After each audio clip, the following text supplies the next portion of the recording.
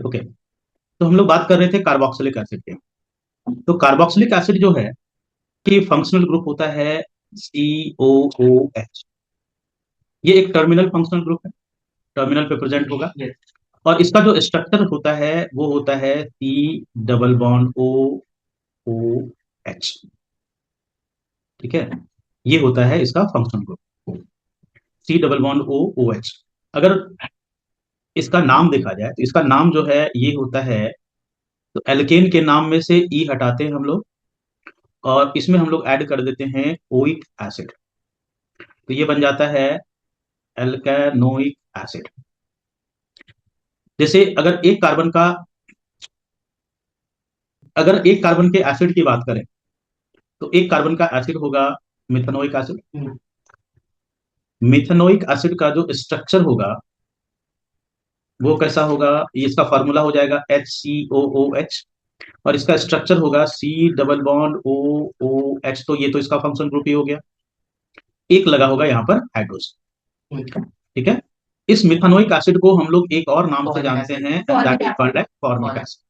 इसका common name, ये common name हो गया फॉर्मिक। ये जो एक्चुअली ये वर्ड है ना फॉर्मिका से आया, और फॉर्मिका जो है ना that is the Latin name of red एंट, इसलिए इसका नाम जो है फॉर्मिक एसिड पड़ा है। तो अगर हम दो कार्बन के एसिड की बात करें तो दो कार्बन का एसिड हो जाएगा इथेनोइक एसिड। आप लोगों ने ये तो जरूर देखा होगा, कोई भी पेपर आज तक ऐसा नहीं मिला होगा आपको जिसमें इससे क्वेश्चन आया हो, इथेनोइक एसिड। तो इथेनोइक एसिड का जो फॉर्मूला बनता है वो बनता है CH3COOH। और इसका स्ट्रक्चर जो बनेगा CH3COOH का वो CH3, ये रहा C डबल बॉन्ड OOH। अगर हम प्रोपानोइक एसिड की बात करें, प्रोपानोइक एसिड तीन कार्बन का एसिड हो गया, तो ये बन जाएगा CH3CH2COOH।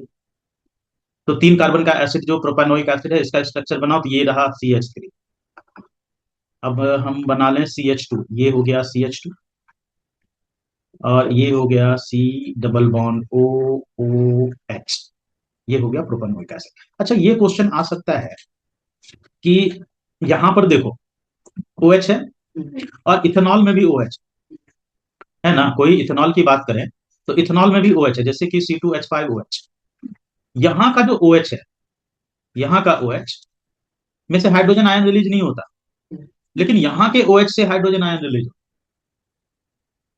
क्वेश्चन समझ में आया मैंने क्या बोला? कि इसके OH से, जैसे ये है CH3CH2OH, तो यहां पर से हाइड्रोजन आयन रिलीज नहीं हो रहा, लेकिन यहां से हाइड्रोजन आयन रिलीज हो रहा है। ऐसा क्यों?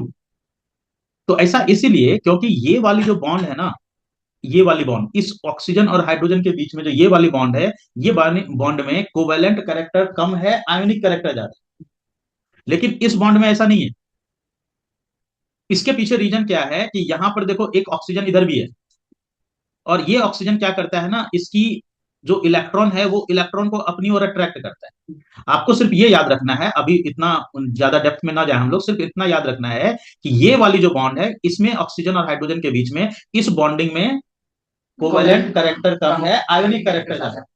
जबकि इसमें क्या है कि कोवेलेंट कैरेक्टर ज्यादा है, इसीलिए यहां पर आयोनाइजेशन की प्रॉपर्टी नहीं होती, लेकिन यहां पर आयोनाइजेशन की प्रॉपर्टी हो जाती है।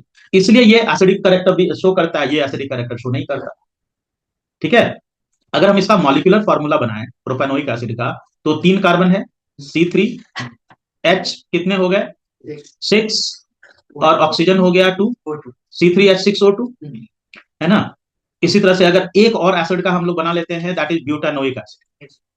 ब्यूटानोइक एसिड जो है, जिस चार कार्बन का एसिड हो गया, तो CH3CH2CH2COOH। अब इसका स्ट्रक्चर तो बना ही सकते हो ना तुम लोग। ये रहा CH3CH2, C double bond OOH। तो अब इसको हम लोग अगर मॉलिक्यूलर फार्मूला इसका लिखे हैं तो लिखेंगे C, कितना हो गया, 1 2 3 4 कार्बन, C4H, कितने हो गए देखो, 1 2 3 4 5 6 7 8, H8O2, ये हो गया। ठीक है, ब्यूटानोइक एसिड। अगर हम बात करें एस्टर की, एस्टर एस्टर के केस में क्या होता है कि एस्टर भी कार्बोक्सिलिक एसिड जैसा या कीटोन जैसा, याद है कीटोन में क्या बताया था मैंने? कीटोन में आपको बताया था कि कीटोन में C double bond O group बीच में आता है, उसी तरह से हाँ दोनों साइड कार्बन के बीच में आता है, उसी तरह से एस्टर भी जो है इसमें सी डबल बॉन्ड ओ ओ इतना, ये है इसका फंक्शन ग्रुप, और ये बीच में है, दोनों साइड इसके कार्बन होना मस्ट है, तभी जाकर के वो बनेगा एस्टर। तो अगर हम फर्स्ट एस्टर, ये 3 कार्बन का हो गया, मतलब पहला जो एस्टर बनेगा वो 3 कार्बन का बनेगा। अब 3 कार्बन का बनेगा तो यहां पर कोई भी एस्टर की जो फॉर्मेशन होती है वो एक कार्बोक्सिलिक एसिड और एक अल्कोहल से, कोई भी कार्बोक्सिलिक एसिड और अल्कोहल से। कार्बोक्सिलिक एसिड, जो भी कार्बोक्सिलिक एसिड है उससे जो है जब कोई कंपाउंड बनता है तो उसमें हम एट लगाते हैं। जैसे मिथानोइक एसिड है तो मिथानोएट, इथानोइक एसिड है तो इथानोएट, प्रोपेनोइक एसिड है प्रोपेनोएट, है ना? कोई भी इक इक जहां पे हो, कार्बोक्सिलिक कार्बोक्सिलिक एसिड, इक एसिड जहां पे भी हो तो उससे बने हुए कंपाउंड में हम एट लगाते हैं। जैसे सल्फ्यूरिक एसिड में सल्फेट, नाइट्रिक एसिड में नाइट्रेट, कार्बोनिक एसिड में कार्बोनेट। उसी तरह से इथानोइक एसिड से इथानोएट। तो कार्बोक्सिलिक एसिड से वहां पे जो कंपाउंड बने, कार्बोनिक एसिड से जो बनेगा वो दैट विल बी कार्बोनेट, है ना? और अल्कोहल से यहाँ पे क्या होता है, अल्कोहल से एल्काइल वाला पार्ट आता है। Yes sir. ठीक है, अल्कोहल से एल्काइल वाला पार्ट आया, कार्बोक्सिलिक एसिड से कार्बोनेट वाला पार्ट आया।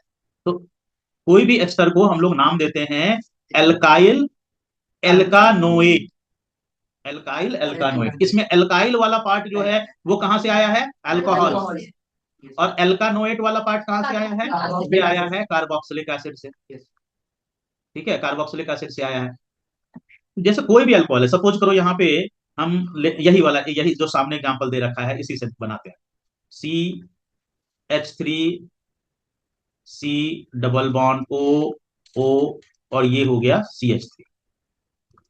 ये हमारा सबसे पहला एस्टर, सबसे पहला एस्टर 3 कार्बन का ही बनेगा।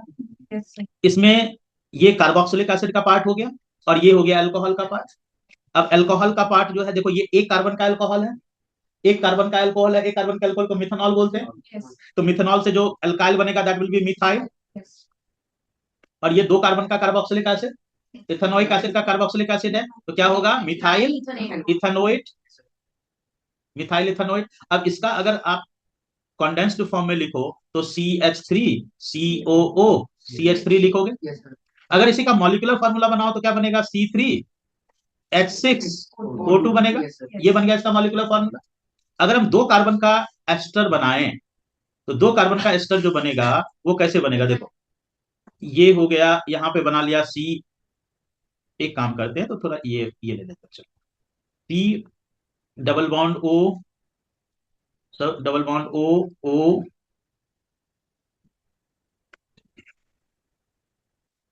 ये ले लिया हमने 4 कार्बन का एस्टर। अब 4 कार्बन का एस्टर में ये वाला पार्ट कार्बोक्सिलिक एसिड का हो गया, और ये वाला पार्ट जो है ये हो गया इसका अल्कोहल, है ना? दिख रहा है, समझ में आ रहा है? तो अगर ये कार्बोक्सिलिक एसिड का पार्ट है, ये अल्कोहल का पार्ट है, इसका नाम क्या लिखना, एल्काइल एल्कानोएट। एल्काइल वाला पार्ट किससे आया, अल्कोहल से। अब देखो ये कितने कितने कार्बन का अल्कोहल है, 2 कार्बन का अल्कोहल को क्या बोलते हैं, इथेनॉल है। इथेनॉल से इथाइल बनेगा, ये वाला पार्ट क्या हो गया, इथाइल। इथाइल, और ये क्या हो गया, ये वाला पार्ट इथाइल हो गया, ये वाला पार्ट क्या हो गया, 2 कार्बन का एसिड है, 2 कार्बन का एसिड से बना है ये इथाइल इथानोएट। समझ में आया? ये हो गया। अब यहाँ पे देखो कितने कार्बन हो गए टोटल, अगर हम इसका कंडेंस फॉर्म लिखे तो CH3 COO CH2 CH3। इसको आप इतने को कंबाइन करके भी लिख सकते हो, CH3 COO C2H5। अच्छा, इसका मॉलिक्यूलर फॉर्मूला अगर बनाए तो क्या बनेगा, C4H8O2। तो देखो ये जो एस्टर है C4H8O2 जिसका मॉलिक्यूलर फॉर्मूला है, यहाँ पे देखो ये ब्यूटानोइक एसिड का भी मॉलिक्यूलर फॉर्मूला है ना? तो अगर ब्यूटानोइक एसिड का भी सेम मॉलिक्यूलर फॉर्मूला है, इसका मतलब ब्यूटानोइक एसिड और इथाइल इथेनोएट ये दोनों क्या है, ये दोनों क्या है, फंक्शनल आइसोमर। इसको बोलेंगे फंक्शनल आइसोमर। क्यों बोलेंगे फंक्शनल आइसोमर, दो फंक्शनल ग्रुप के बीच है ना, इसमें सेम मॉलिक्यूलर फार्मूला है, बट इससे जो कंपाउंड बन रहे हैं वो 2 अलग अलग फंक्शनल ग्रुप है ना। तो इसलिए हम लोग इसको क्या बोलेंगे, कौन सा आइसोमर, फंक्शनल आइसोमर। इससे पहले हमने पिछली क्लास में पढ़ा था स्ट्रक्चरल आइसोमर, ये है फंक्शनल आइसोमर। क्लियर हुआ सबको? तो एक फंक्शनल आइसोमर हमने पढ़ा था एल्डिहाइड और कीटोन, दूसरा फंक्शनल आइसोमर होता है एस्टर और carboxylic acid. Properties of carbon compound. अच्छा, chemical properties of carbon compound से पहले एक और टॉपिक है और वो कंबसन की। जो फॉसिल फ्यूल्स होते हैं, जो फॉसिल फ्यूल्स होते हैं, फॉसिल फ्यूल्स कार्बन के बने होंगे। Yes sir. तो कार्बन के बने हुए, चाहे हमारा ये हो मतलब क्या बोलते हैं, पेट्रोलियम प्रोडक्ट या फिर कोल, ये दोनों ही प्रोडक्ट, पेट्रोलियम प्रोडक्ट और कोल। पेट्रोलियम जो है that is made up of dead animals, dead animals, और ये माइक्रोस्कोपिक प्लांट के बने, माइक्रोस्कोपिक प्लांट्स के होंगे। लेकिन कोल जो है ये बना होता है डिकम्पोजिशन ऑफ वुड। वुड की जब डिकम्पोजिशन होती है, इस सब चीजों को बर्न करते हैं। तो बर्न करते हैं तो क्या होता है कि वहां पर देखो, अगर पेट्रोलियम है, डेड एनिमल्स से आ रहा है या प्लांट से आ रहा है या वुड जो है, ये सब, इसमें तो ऐसा नहीं है ना कि सिर्फ कार्बन ही होगा। कार्बन के अलावा भी तो बहुत सारी चीजें होंगी। कार्बन के अलावा सल्फर होगा, नाइट्रोजन होगा, फॉस्फोरस होगा। तो इतनी सारी चीजें जब बर्न होगी, व्हेन बर्न्ड इन एयर, तो वहां पर कार्बन डाइऑक्साइड तो प्रोड्यूस होगा ही। कार्बन डाइऑक्साइड के साथ वाटर वेपर, वाटर भी प्रोड्यूस होगा, sulphur dioxide, nitrogen dioxide, phosphorus pentoxide, ये सब चीजें प्रोड्यूस होती है। और ये सारी चीजों के साथ साथ वहां पे हीट प्रोड्यूस होगा, लाइट प्रोड्यूस होगी, बहुत सारी चीजें प्रोड्यूस होती है। तो इसमें जो है प्लांट तो सिर्फ कार्बन डाइऑक्साइड ही एब्जॉर्ब करेगा, वाटर जो है ड्रेन के थ्रू आ जाएगा। लेकिन what about these gases, these substances? तो ये सब जो सब्सटेंसेज हैं, ये सब जो सब्सटेंसेज हैं, ये सब सब्सटेंसेज जो है क्या करता है, एटमॉस्फेरिक पॉल्यूशन कॉज करेगा, है ना, एसिड रेन कॉज करेगा। सुनो, अब पर एक चीज और आती है जो हमने कैंडल के बारे में पढ़ा। तो मैंने आपको ये बताया था कि अगर हम कैंडल को बर्न करते हैं तो कैंडल भी एक हाइड्रोकार्बन है ना। जब आप कैंडल को बर्न करते हो तो यहाँ पर आपने ऑब्जर्व किया होगा कि इसकी जो सबसे बाहर वाली पार्ट है वो ब्लू कलर की फ्लेम के साथ चलती है, और इसकी जो बीच वाली पार्ट है वो ऑरेंज या येलो होता है, ऑरेंज या येलो फ्लेम होगा वहां पर।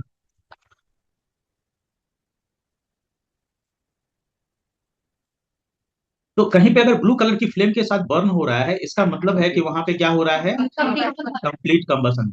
कोई भी चीज अगर कंप्लीट कंबसन हो रहा है तो कंप्लीट कंबसन होने का मतलब हुआ कि वहां पे कौन सी कलर की फ्लेम आएगी, ब्लू कलर की फ्लेम आएगी। कंप्लीट कंबसन होने का मतलब ब्लू कलर की फ्लेम आएगी। लेकिन अगर वहां किसी पे इनकम्प्लीट कंबसन हो रहा है तो वहां पे ऑरेंज कलर की फ्लेम आएगी,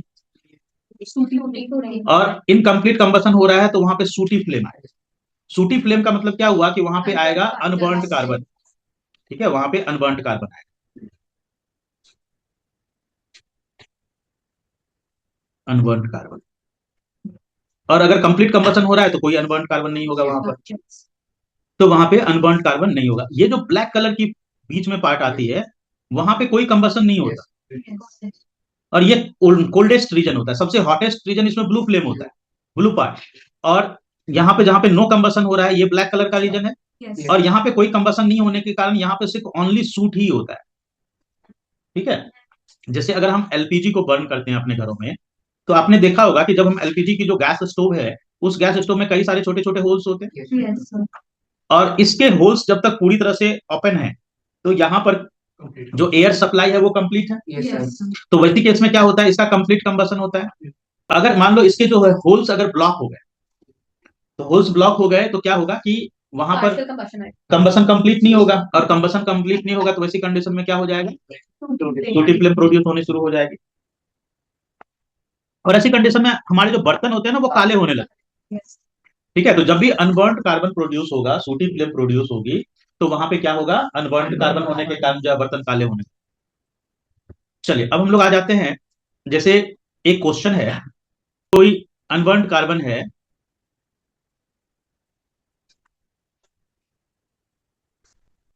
अनबर्न्ड कार्बन, मान लीजिए सपोज करो कि जैसे कोई चीज जलाया हमने,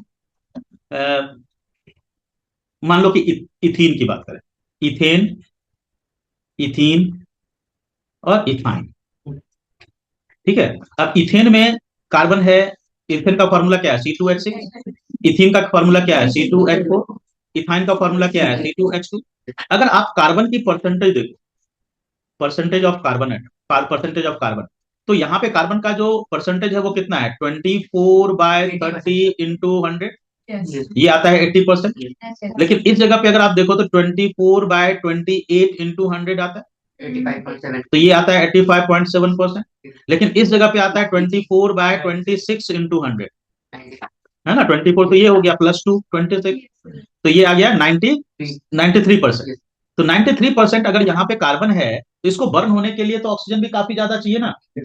तो अगर हम इसको बर्न करें एयर में, if it is burn in air, burn in air, तो एयर में आपको पता है ना कि ऑक्सीजन का अमाउंट सिर्फ 21% है। तो that 21% is sufficient for the complete combustion of this ethane. इसका तो हो जाएगा कंप्लीट कंबसन, कंप्लीट कंबसन हो जाएगा। लेकिन इसका जो है इन दोनों का, इस दोनों का हो जाएगा इनकम्प्लीट कंबसन, इनकम्प्लीट कंबसन। और जब इनकम्प्लीट कंबसन होगा तो यहाँ पे क्या प्रोड्यूस होगा, सूटी फ्लेम प्रोड्यूस होगी। यहाँ पे जो है नॉन सूटी फ्लेम प्रोड्यूस होगा, ये ब्लू कलर की फ्लेम के साथ बर्न होगा, जबकि ये जो है येलो कलर या फिर ऑरेंज कलर की फ्लेम के साथ बर्न होगा। लेकिन आप एक चीज देखो, यहाँ पे कार्बन की परसेंटेज काफी हाई है ना, इससे 13% ज्यादा कार्बन है। तो इसका मतलब है कि अगर हम इसका कंप्लीट कंबसन कराएं तो यहाँ पे जो अमाउंट ऑफ एनर्जी होगी that will be very high. तो ऐसी कंडीशन में अगर हम इसको सिर्फ एयर में बर्न करें, बर्न इन ऑक्सीजन ओनली, तो इस सब का कंप्लीट कंबसन होगा, है ना। और सबसे हाईएस्ट एनर्जी कहां पे प्रोड्यूस होगी, इस जगह पे हाईएस्ट एनर्जी प्रोड्यूस होगी, यहाँ पे हाईएस्ट एनर्जी प्रोड्यूस होगी। और हाईएस्ट एनर्जी जब प्रोड्यूस होगी तो इसको हम लोग यूज करते हैं, कहाँ यूज करते हैं, वेल्डिंग पर्पज। ठीक है, वेल्डिंग पर्पज के लिए हम लोग इसको यूज करते हैं। तो इसको ऑक्सी एसिटिलीन टॉर्च भी बोला जाता है, इसको, इसका क्वेश्चन ऐसे भी आ सकता है, oxy acetylene torch. Oxy acetylene torch क्यों, देखो यहां पर एक पाइप से तो हम एसिटिलीन लेके आ रहे हैं, एक पाइप से हम एसिटिलीन लेके आ रहे हैं। रिएक्शन में जब, देखो सुनो, कार्बन को अगर हम बर्न करेंगे तो वहां पे अगर सिर्फ कार्बन है तो CO2 हीट और लाइट प्रोड्यूस होगा। अगर कार्बन के साथ हाइड्रोजन भी है, जैसे यहाँ पे CH4 है, उसको अगर हम बर्न करेंगे तो H2O और CO2 दोनों प्रोड्यूस होगा, साथ में हीट और लाइट। इथेनॉल, इथेनॉल को अगर हम बर्न करें तो यहाँ पे H2O CO2 हीट और लाइट प्रोड्यूस होगा। अच्छा, इथेनॉल जो है that is considered to be very clean fuel. और इसके पीछे रीजन क्या है कि इथेनॉल की जब हम लोग बर्न, इथेनॉल को जब हम बर्न करते हैं एयर में तो वहां पे कोई भी रेसिड्यू नहीं बचता, सबसे पहली बात कि कोई रेसिड्यू नहीं बचता। दूसरी चीज क्या है, इथेनॉल की कैलोरिफिक वैल्यू काफी हाई हो। अगर ये क्वेश्चन आ जाए पेपर में तो इथेनॉल जो है, why is ethanol considered to be clean fuel, reason क्या है इसके पीछे, कोई रेसिड्यू नहीं होता, हाई कैलोरिफिक वैल्यू होती है, और उसके बाद जो है इसमें कोई पॉइजनस सब्सटेंस नहीं। आप देखो सामने क्या प्रोड्यूस हो रहा है, वाटर और कार्बन डाइऑक्साइड, दोनों ही नॉन पॉइजनस है। कैलोरिफिक वैल्यू हाई होने के कारण हीट एनर्जी भी काफी हाई प्रोड्यूस हो रही है। लेकिन CO2 जो है that can be utilised by the plant, तो प्लांट के थ्रू यूटिलाइज हो सकता है, इसलिए हम लोग इसको जो है पॉइजनस गैस कंसीडर नहीं करते। चलिए, ये तो हो गया कंबसन के बारे में। अब हम लोग आ जाते हैं ऑक्सीडेशन। वाटर चूंकि हीट प्रोड्यूस हो रहा है ना, तो हीट उसको जो है वेपराइज कर देगा। ये 3 पॉइंट है जिसके कारण कि हम इसको, this is why ethanol is considered to be very clean fuel. चलिए, अब हम लोग आ जाते हैं ऑक्सीडेशन। ऑक्सीडेशन भी एक ऐसा टॉपिक है जिससे कि ऑलमोस्ट हर पेपर में क्वेश्चन है। तो ऑक्सीडेशन जो है, यहाँ पे हम लोग कार्बन कंपाउंड्स को, खासकर अल्कोहल को ऑक्सीडाइज करते हैं। और जब अल्कोहल को हम ऑक्सीडाइज करते हैं तो जितने कार्बन का वो अल्कोहल है उतने ही कार्बन का क्या बन जाता है, कार्बोक्सिलिक एसिड बन जाता है। तो ये जो कार्बोक्सिलिक एसिड की फॉर्मेशन होती है, इसके लिए हमें जो ऑक्सीडाइजिंग एजेंट चाहिए वो ऑक्सीडाइजिंग एजेंट होता है एल्केलाइन AMnO4, या फिर एसिडिफाइड K2SO7। ठीक है, ये होता है। इस दोनों में से कोई एक यूज करोगे, दोनों यूज नहीं करना। और इसके साथ हम उसको क्या करेंगे, गर्म करेंगे, हीट करेंगे। ओके। तो अल्कलाइन KMnO4 या एसिडिफाइड K2Cr2O7, इसके साथ हम इसको करेंगे गर्म और अल्कोहल से ये बन जाएगा क्या, कार्बोक्सिलिक एसिड। अगर अल्कलाइन KMnO4 बोल रहे हैं तो इसका मतलब NaOH के साथ KMnO4 मिक्स करें। और अगर हम एसिडिफाइड K2Cr2O7 बोल रहे हैं तो इसका मतलब H2SO4 के साथ, HCl नहीं, H2SO4 के साथ हम मिक्स करेंगे K2Cr2O7। ठीक है। अच्छा, बात कर रहे थे अल्कोहल से बन जाएगा कार्बोक्सिलिक एसिड। ये याद रखना, 2 कार्बन का अल्कोहल है तो 2 कार्बन का ही एसिड बनेगा, 3 कार्बन का अल्कोहल है तो 3 कार्बन का कार्बोक्सिलिक एसिड बनेगा। अब आ जाते हैं हम लोग एडिशन रिएक्शन। एडिशन रिएक्शन देखिए, एडिशन रिएक्शन एक कैरेक्टरिस्टिक प्रॉपर्टी है अनसैचुरेटेड हाइड्रोकार्बन। तो अगर कोई अनसैचुरेटेड हाइड्रोकार्बन होता है, मतलब जैसे कि एल्कीन है या एल्काइन है, अगर एल्काइन है उसमें अगर हमने हाइड्रोजन ऐड किया, ऐड करना है, ऐड तभी हो सकता है जब वहां पर जो है या तो ट्रिपल बॉन्ड हो या डबल बॉन्ड, तो वो ब्रेक होकर के जो है वहां पर सैचुरेटेड है। एल्काइन में अगर हम एक मॉलिक्यूल हाइड्रोजन की ऐड करेंगे तो एल्कीन बन जाएगा। इसको गर्म करना पड़ेगा इन द प्रेजेंस ऑफ निकल या फिर पैलेडियम या फिर प्लेटिन। अच्छा देखो, एक चीज और सुनो, ये जो तीनों कैटलिस्ट है ना, इसकी प्रॉपर्टी क्या होती है कि ये हाइड्रोजन हाइड्रोजन गैस को अपने ऊपर में अटैच कर ले।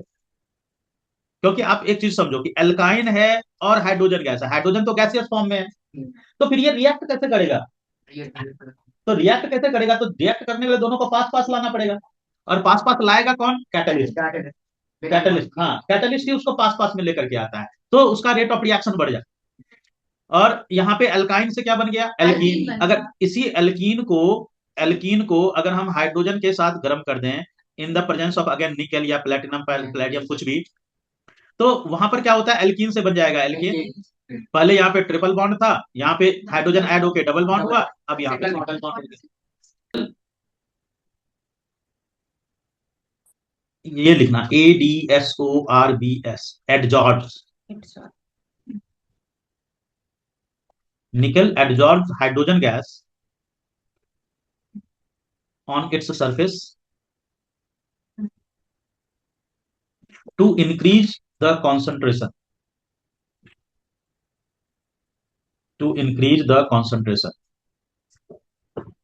so the rate of reaction will increase.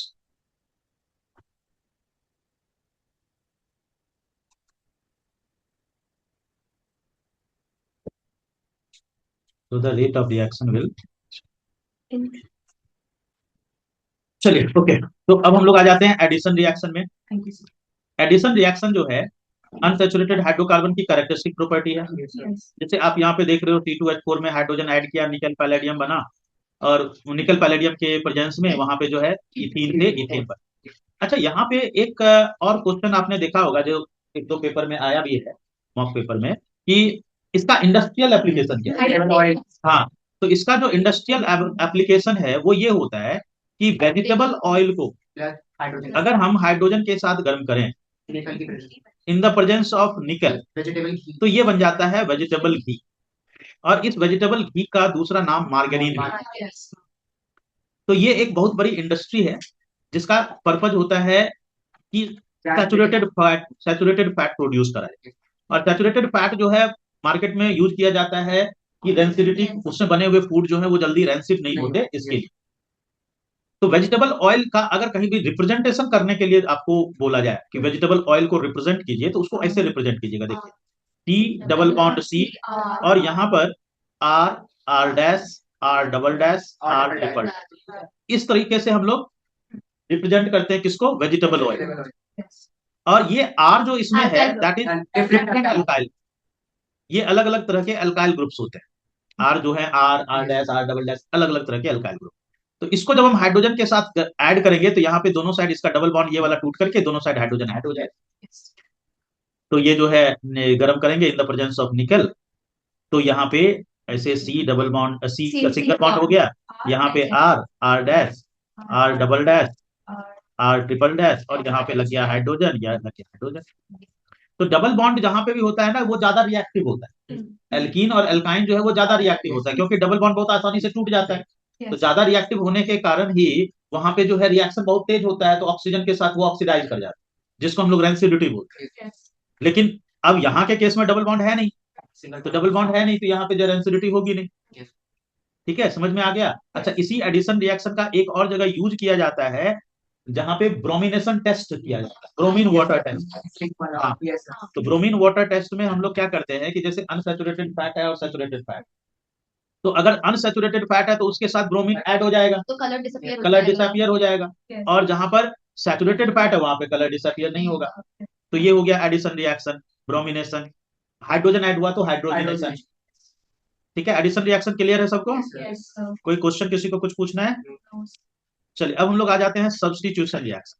तो सब्स्टिट्यूशन रिएक्शन जो है, ये कैरेक्टरिस्टिक प्रॉपर्टी है किसका? Saturated hydrogen. तो यहाँ पे सब्स्टिट्यूट करते हैं। इसका क्वेश्चन नॉर्मली नहीं आता, लेकिन याद रखो, ऐसा नहीं है कि नहीं ही आ सकता।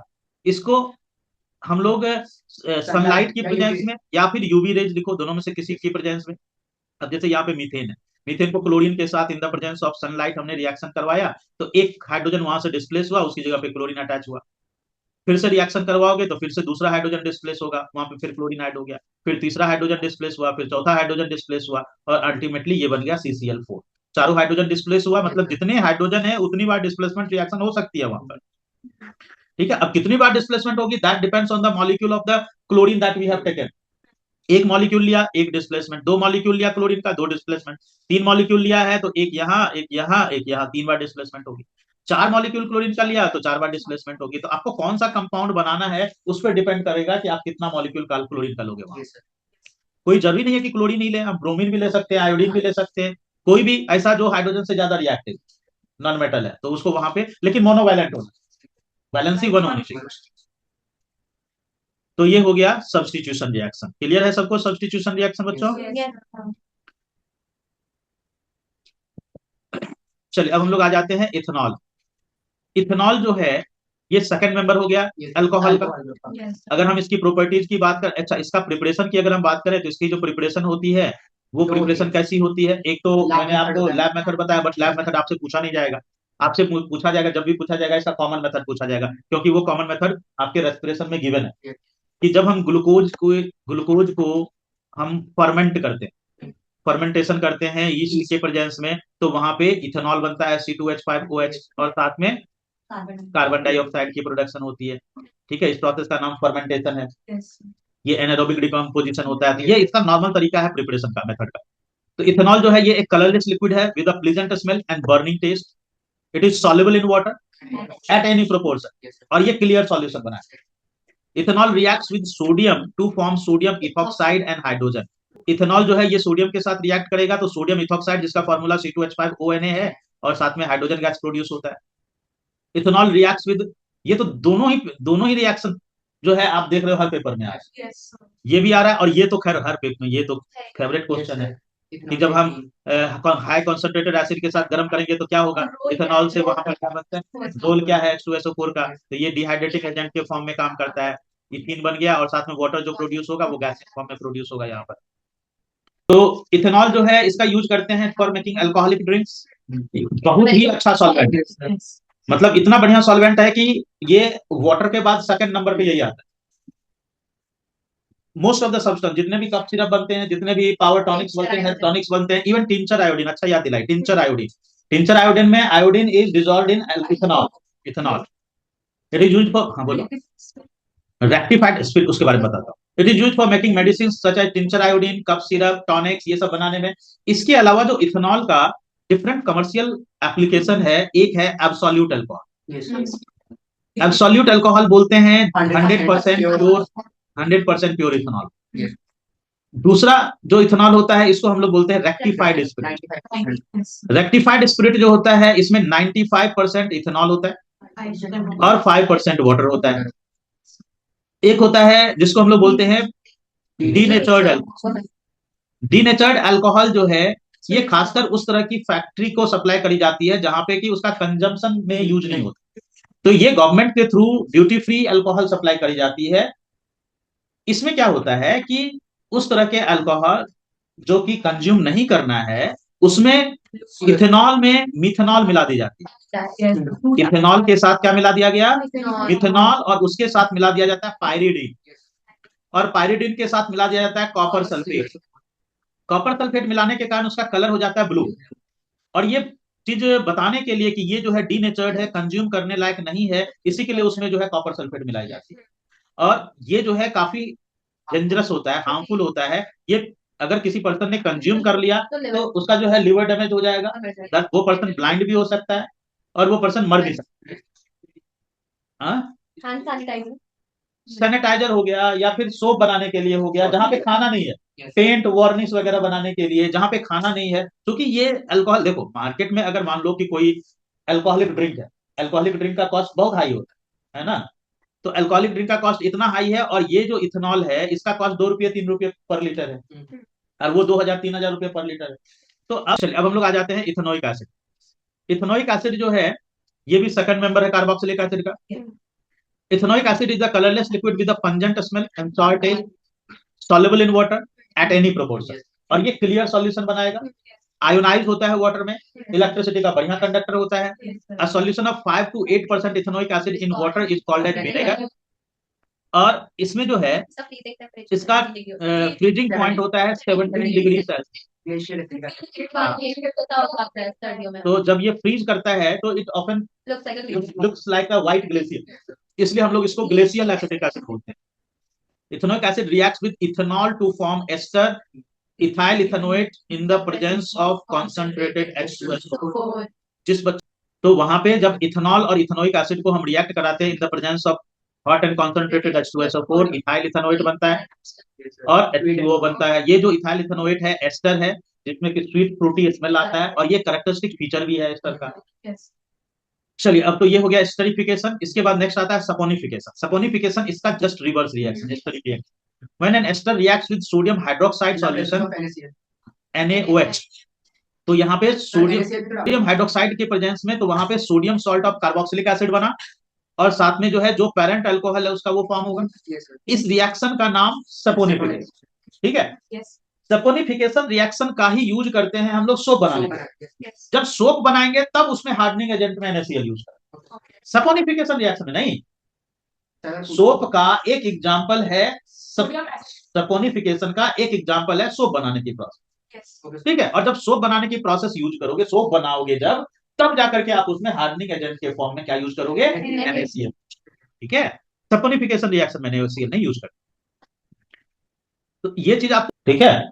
तो वहां पे जो मैंने आपको C15H31COONA बोला है, वो COONA सोडियम पामेटेट, वो वहीं से मैंने लिया है ये एग्जांपल। दूसरा एग्जांपल जो मैंने बताया C17H35COONA, ये एग्जांपल भी वहीं से लिया गया, sodium. Ethanoic acid reacts with base to form salt and water. ये तो सिंपल आपका न्यूट्रलाइजेशन रिएक्शन हो गया। इथेनोइक एसिड रिएक्ट्स विद, अच्छा कोई भी एसिड जब कार्बोनेट या हाइड्रोजन कार्बोनेट के साथ रिएक्ट करता है तो वहां पर क्या प्रोड्यूस होता है, metal salt plus water plus carbon dioxide. और कहीं पे भी अगर कार्बन डाइऑक्साइड प्रोड्यूस हो रहा है तो उसको पहचानने का तरीका क्या है, लाइम वाटर टेस्ट करेंगे हम लोग। यहाँ पे जो वाटर और कार्बन डाइऑक्साइड दोनों प्रोड्यूस हो रहा है, इसको हम लोग एफरवेसेंस। एफरवेसेंस का मतलब होता है कार्बन डाइऑक्साइड कहीं पे अगर गैसियस फॉर्म में प्रोड्यूस हो रही है और मीडियम दूसरी जगह वहां पे क्या हो, वाटर, तो कार्बन डाइऑक्साइड बबल्स के फॉर्म में प्रोड्यूस होता है। इसी को हम लोग क्या बोलते हैं, एफरवेसेंस। ब्रिस्क एक ही बात, एफरवेसेंस बोलो चाहे ब्रिस्क एफरवेसेंस बोलो, एक ही बात, ठीक है। तो ये हो गए इथेनोइक एसिड के रिएक्शंस, ठीक है। चलिए आगे बढ़े, नेक्स्ट में आ जाए हम लोग सोप एंड डिटर्जेंट। देखिए, soap are the long chain sodium और potassium salt of carboxylic acid. Long chain याद रखिएगा, लॉन्ग चेन के बिना सोप नहीं बनेगा। C17H35COONA, दिस इज सोडियम एस्टियरेट, और एक एग्जांपल मैंने सोडियम पामेटेट का भी दिया। सोप मॉलिक्यूल का जो स्ट्रक्चर होता है उसमें ये वाला पार्ट आयोनिक पार्ट है जो कि COONA होता है। बाकी जो लॉन्ग चेन वाला पार्ट है, वो लॉन्ग चेन वाला पार्ट हाइड्रोकार्बन वाला पार्ट है जो वाटर रिपेलिंग पार्ट होता है। ये वाला पार्ट वाटर अट्रैक्टिंग पार्ट होता है, इसको हम लोग हाइड्रोफिलिक, और ये हाइड्रोफोबिक। तो क्लीनिंग एक्शन क्या होता है, when soap is dissolved in water, soap is dissolved in water, it forms a spherical structure called micelle। in वही हुआ मिसल, जो वहां पे क्लस्टर होगा, in each micelle soap molecule are arranged radially such that hydrocarbon part is toward the centre and ionic part is toward the outside. The hydrocarbon part dissolves the dirt. तो dissolve the dirt का मतलब हुआ कि वहां पे क्या होगी, emulsification.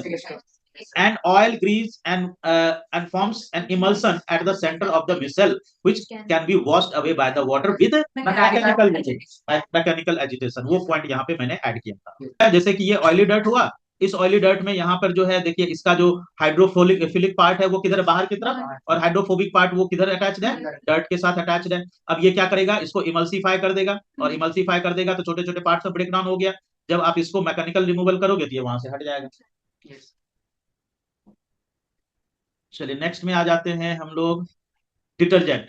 तो सोप की प्रॉब्लम क्या है, it can't work in hard water, क्योंकि उसकी जो एक्टिव पार्टिकल है वो हार्ड वाटर के कैल्शियम या मैग्नीशियम की आयन से क्या होगी, डीएक्टिवेटेड हो जाएगी। तो उसके लिए हम लोग जो है यूज करते हैं डिटर्जेंट। डिटर्जेंट क्या होता है, detergent are long chain sodium salt of sulphonic acid या फिर सर अमोनियम, अमोनियम सर और सल्फोनिक।